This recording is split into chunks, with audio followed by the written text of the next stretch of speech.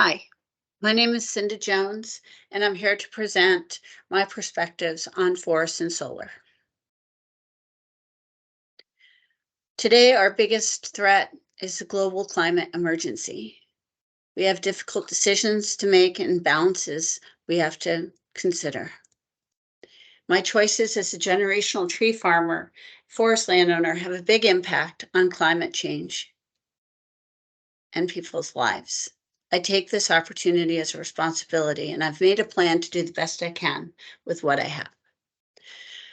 Large-scale solar and large-scale conservation together are the answer. My goal is 10 to 1.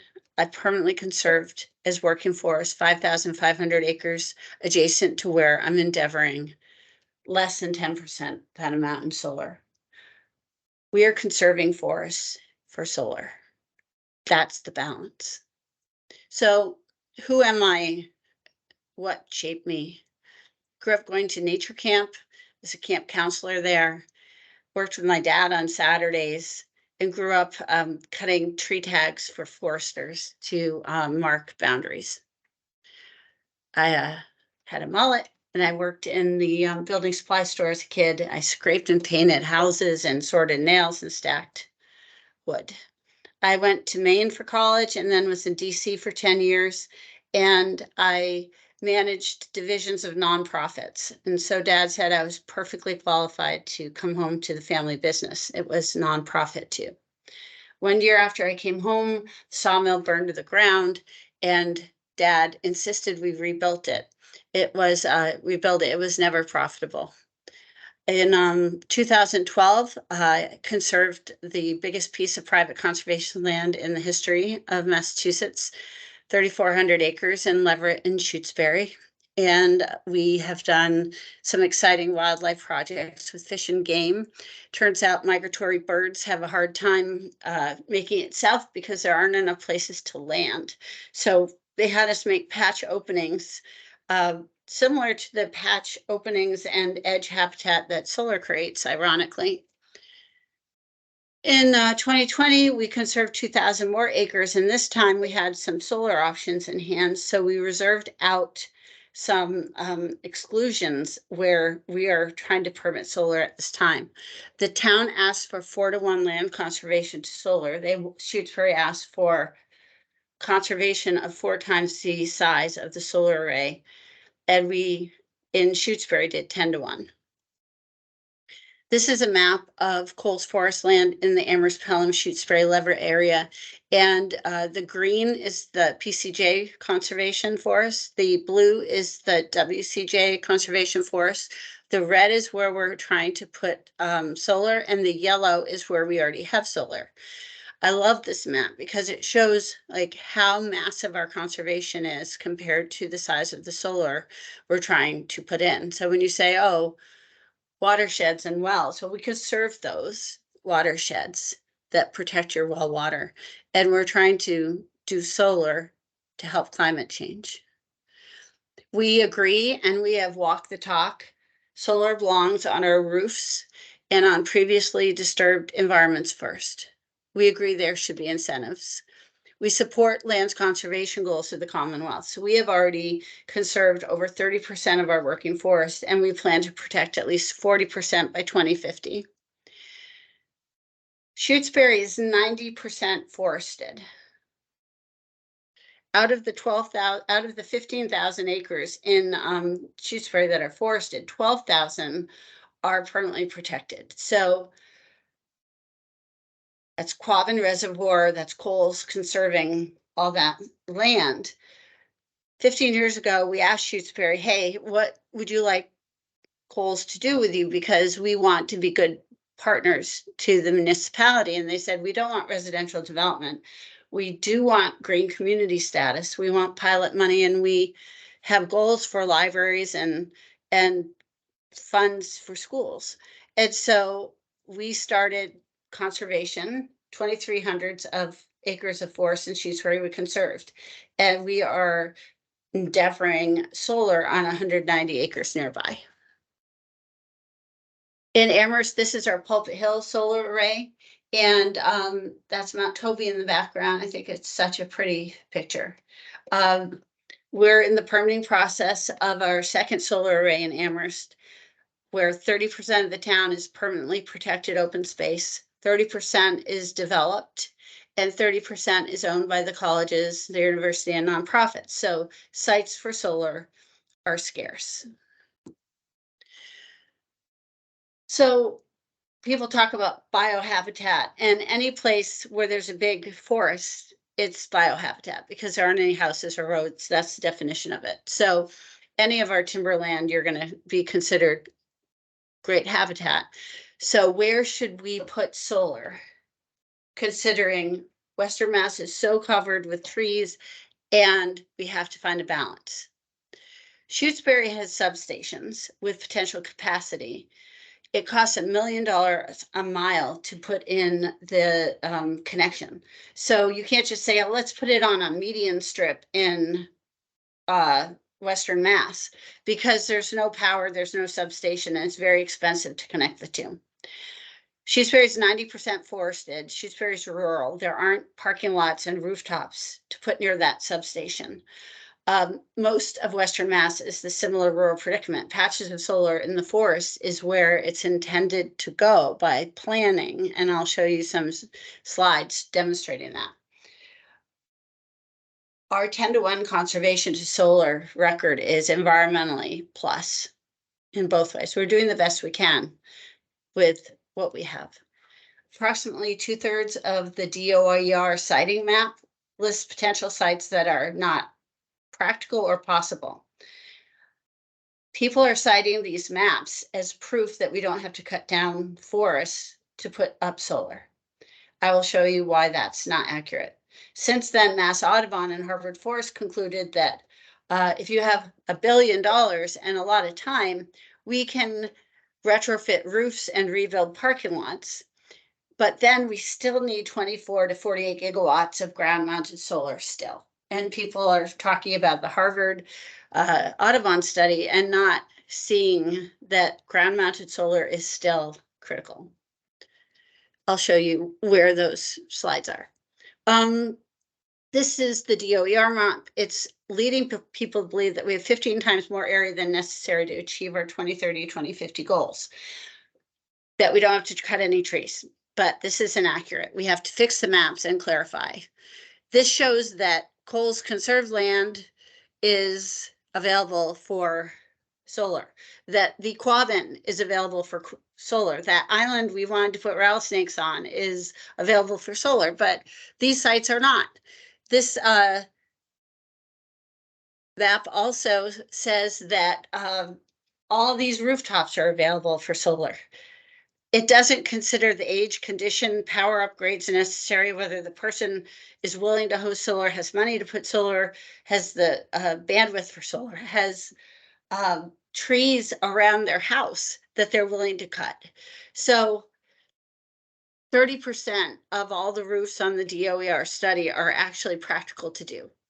Parking lots are shown as possible, but the costs are so prohibitive and it's so inefficient, because to get parking lots rebuilt and the steel required for the over canopies and the distance between cars it's just really inefficient. You can't have as many cars in the parking lot. You can't have as much solar as you want, and it's very expensive. I don't know many people who would commit to having a parking lot for the next 20 to 30 years. I'm hoping that won't be necessary. So the parking lot scenario is wishful thinking. The DOER map does not account for all the practical and economic decision points necessary for developing solar. The number one decision point is interconnection costs and challenges. Then there's substation capacity, line congestion, and cost to upgrade. The practicality of these installation expenses, the ability to cut shade trees, are there willing hosts and willing investors? Significant amount of ground-mounted solar is still necessary to achieve our 2030 and 2050 goals. That's what the DOER conference said, and that is also what the Harvard Forest and Audubon study showed. This DOER chart shows how much capacity we need to host the solar. We need. This big column I'm standing behind shows this is ground-mounted solar that's needed.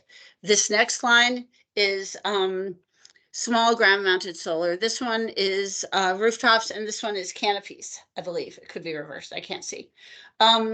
So to go back there, if you add up rooftop and canopies and small ground mounted together and multiply by 2, that's how much ground mounted we still need, according to DOER. Here is where the solar is going to go, according to DOER, right around us. And we, in Franklin County especially, there aren't rooftops and parking lots. So where's it going?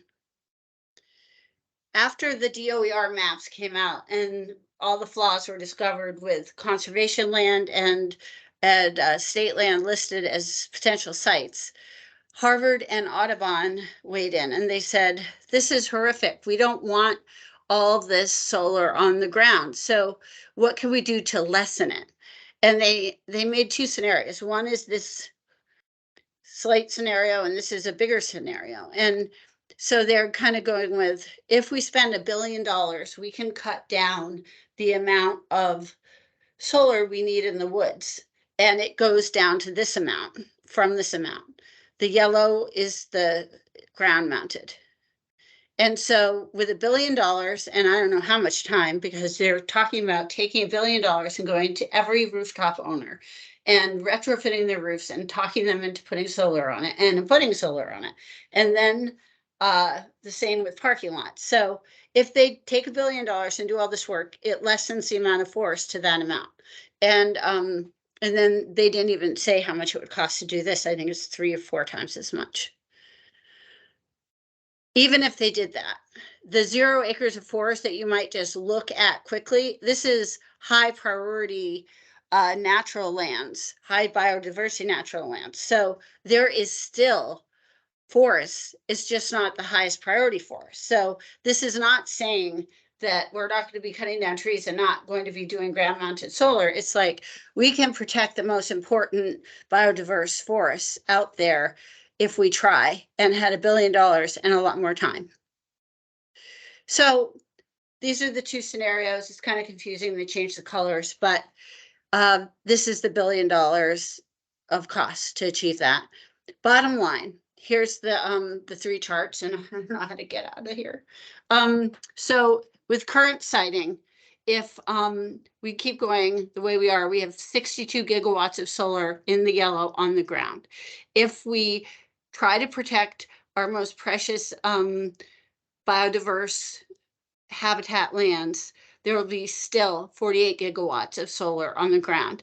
And if we do an amount they haven't even quantified in dollars and time, we will still have 24 gigawatts of solar ground mounted in forests. It's not an either or, it's an and. So how do we do it best? Where should it go? And how do we balance and encourage conservation while we do the solar that's necessary to sustain our planet? Everybody agrees. The experts agree. We have to do rapidly deployed utility scale solar while we conserve land. Where's it going? How do we do it? Achieve conservation goals simultaneously. Carve pockets of solar inside landscape level conservation is more beneficial for carbon abatement than the pockets of trees in large swaths of forests conserved. We can find win-win ways to partner for agriculture and pollinators, but honestly, methane producing animals are the #1 greenhouse gas contributor. So I don't think getting more of them to exist under solar panels is a net positive. Only 2% of solar sites are impermeable. Nature is thriving in and around and under solar panels. Habitat exists. We are not losing. the root systems exist around, they are sequestering carbon. So only the footprint where the screws are actually might have 100% carbon sequestered somewhere else. Birds need this early edge and early successional habitat to survive.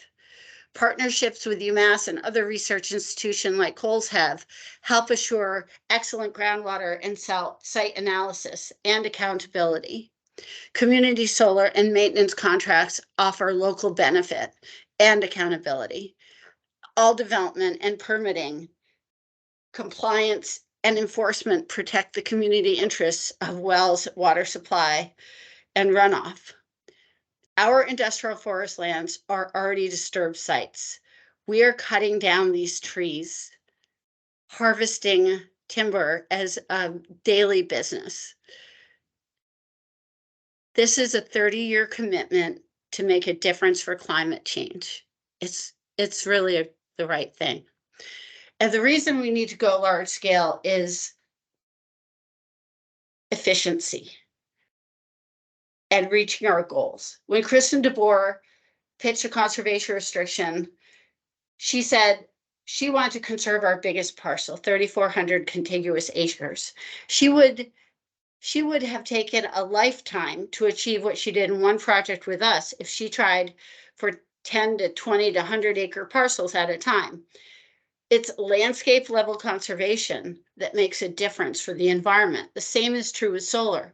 The state needs so much solar so fast, they can say no to willing hosts and willing investors and try for one rooftop at a time with expensive retrofits and tree cutting around houses in cities, or it can get projects done in a larger scale while conserving land at the same time. World's on fire. Solar is the extinguisher. We need as much possible, as soon as possible, as responsibly sited as possible. It's more complicated than the fact that the mapping images are wrong and there's there's not enough money and there's an inaccurate information out there. Mother Jones hit it perfectly. This June issue of Mother Jones said, environmentalists agree we have to start thinking about the greater good and the larger whole, that protecting our backyard from change has to be balanced. Idealism needs to include realism. Emergency demands urgency. We need to start growing electrons. The challenges that we're facing are rural towns needing income streams and wanting green community status and new libraries and infrastructure, and people joining planning boards and conservation commissions just to pass petitions to stop solar siting.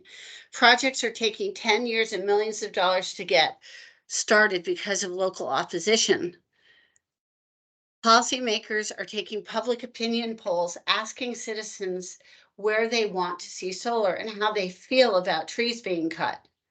Instead of relying on DOER siting needs determined and relying on existing embargoed studies by state forest ecologists who are qualified to say that sustainable forest management on state land is the only way to achieve sustainability in this era of increasing storm events. Science and the greater good needs to rule. In the end, 30% of that DOER map is practical to achieve ambitious goals. The conclusion of the UMass conference is the time and place to get on the same page and acknowledge where we are and what's possible. We have a fraction of land available for solar than we thought, and the only way to achieve our goals is to build a significant amount on the ground. We can achieve progress if we start simply advantaging opportunities that are offered to us. Take the rooftops first, built and brownfields second. Ag land, which is farms and forests, last. But do it all before it's too late. Our planet depends on it.